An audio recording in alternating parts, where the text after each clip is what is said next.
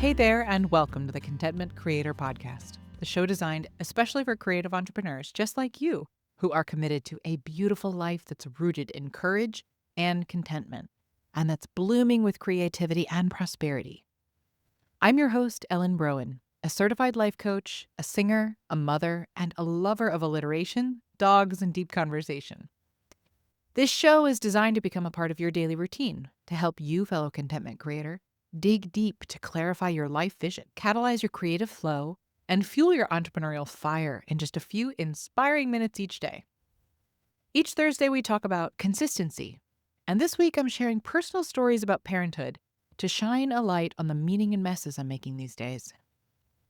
Today's episode is all about what hasn't changed in me since becoming a parent.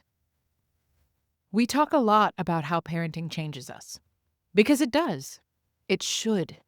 It's one of the most radical initiations a person can go through, emotionally, physiologically, relationally, and spiritually. And on this podcast, we've honored those identity shifts at length. But today, I want to talk about something different. Not what's changed, but what hasn't.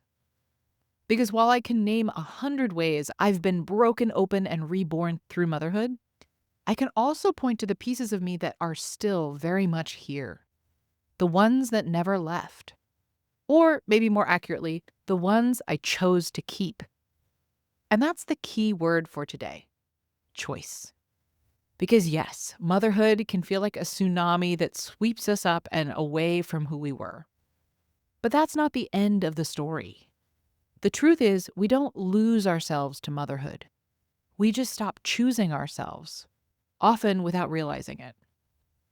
Sometimes that's because it's too loud to hear our own voice over the screaming or the silence or the sleep deprivation. Sometimes it's because we're defaulting to inherited narratives of what a good mother is, and we haven't stopped to ask if they're true for us. And sometimes it's just because we're exhausted and we don't know how to source ourselves again. I've lived in that fog. I've gone days, weeks, where I couldn't tell you what I needed. Only what everyone else did. But I've also fought my way back to clarity enough times to know you don't become someone else just because you became a parent. You evolve, but your essence, the true you, is still very much there. And that's what I want to honor today.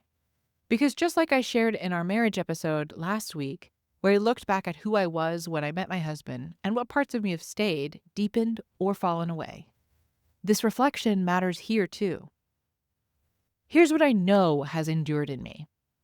I'm a creator, a visionary. I see things clearly and powerfully, and I bring them to life. I'm a coach. I hold space for others' growth and for my own. I ask big questions. I seek truth and tenderness. I am a lover. I crave intimacy and connection. I want to know people deeply and be known in return. I'm a doer, not just in productivity, but in power. Before we dive back in, I want to offer you something that might just change how you move through the season of parenting. If you've ever thought to yourself, how can I lead my family with the same intention, creativity, and compassion I bring to my work life? You are exactly who I created this for. The Creative Parents Companion is a free guide filled with reflective tools, rituals, and nervous system check-ins to support you in parenting with presence and not pressure. It's not about doing more, it's about coming home to who you are as a parent, a leader, and a human being in progress. You can grab the free download at ellenbroenkcoaching.kit.com/creativeparentscompanion, or just click the link in the show notes. When I know what I want, I move with clarity and conviction. I'm a reflector. I slow down to gather meaning. I extract wisdom from every corner of my life, even the messy ones. These are just some parts of me that didn't vanish when I became a mother. They became even more vital. But I had to choose them. Because here's the thing. Some women consciously step away from parts of themselves when they become mothers. And it's healing, it's sacred, and it's aligned. But others step away unconsciously, because they believe they had to, because of either or thinking, because they don't have the capacity to hold their own needs right now, because the grief or overwhelm of early parenting drowns out their intuition. And that's okay. We all lose pieces of ourselves at some point. I don't think anyone gets through this portal unchanged. But the difference is how we come back, what we reclaim, and why we choose what stays and what doesn't. That's agency. That's self-leadership. That's the journey of becoming.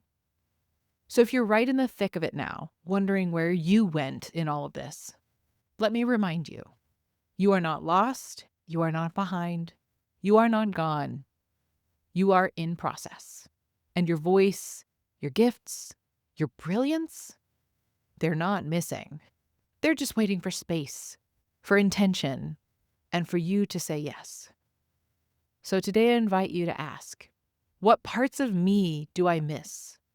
What parts have quietly stayed even when I couldn't see them? And what part of me is ready to be chosen again? Because you get to choose. You don't have to be who you were before motherhood, but you do get to decide who you're becoming within it. Choose one part of yourself to name, to nurture, to welcome home. Because you're not just becoming a parent, you're becoming more of who you are. Thank you for being here with me today. Join me here tomorrow as I share the most nourishing and depleting parts of parenting littles.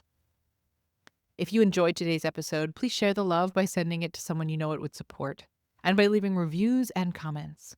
It would truly mean the world to me to hear from you and to support those you care about. Hit that subscribe button so you never miss a day, and join me in my mission to help a world full of content creators become a world of contentment creators.